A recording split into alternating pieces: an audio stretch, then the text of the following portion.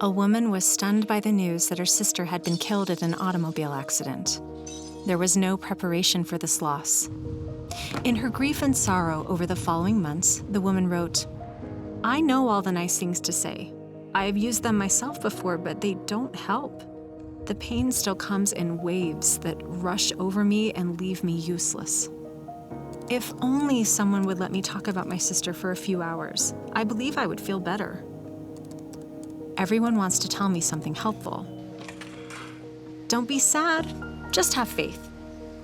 God must have needed her. She's with him now. Choose to be happy." But no one wants to just listen. I know ultimately that only the blessing of the Comforter and lots of time are going to ease the hurt. Most of us would like to help, but we struggle knowing just what to do. We're unsure about how to approach someone showing deep emotion. We need to embrace the awkward feelings and go to them. You don't have to know the perfect thing to say, but do something.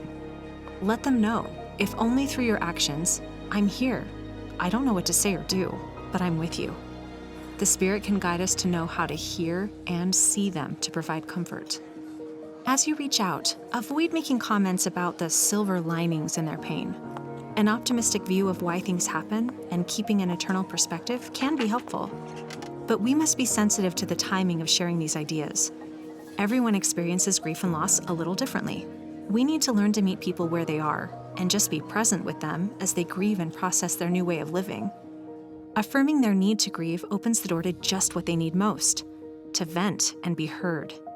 Just being there to sit with them, cry with them, and listen deeply supports them in their natural grieving process necessary for ultimate healing.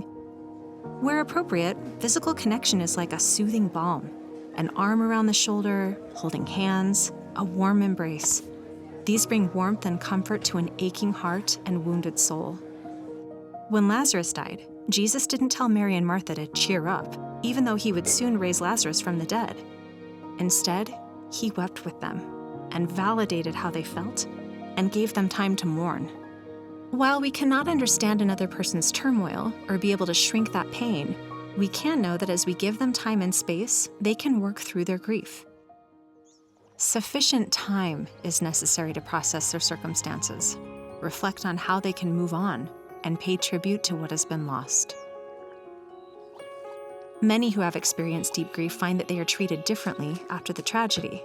They want to be treated as a normal person and not be labeled or defined by the event that happened to them. As time helps mend emotional wounds, the memory of the pain will never entirely go away.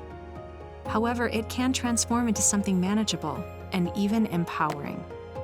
After a while, they will be able to hold the pain and give it room, as it has now become a part of who they are. Through tragedies of this life, we come to recognize the different ways in which we collectively suffer.